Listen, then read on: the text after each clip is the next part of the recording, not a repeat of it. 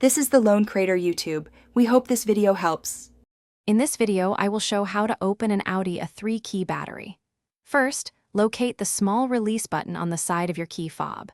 Press and hold this button, and the emergency key blade will pop out. Gently pull the emergency key blade completely out of the fob. This blade is essential for the next step, as it helps you access the internal components. Keep it safe, as you will need to reinsert it later. This initial step is crucial for a smooth battery replacement process. Now that the emergency key is removed, you will see a small slot where it was housed.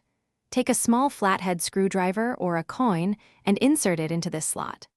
Apply gentle pressure and carefully twist the tool. This action will cause the two halves of your key fob to separate.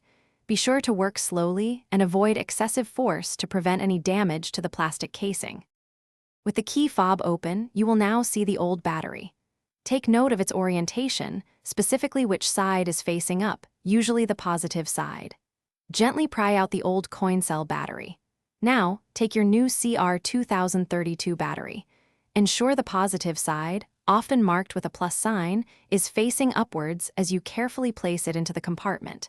This ensures proper function. To reassemble your key fob, carefully align the two halves.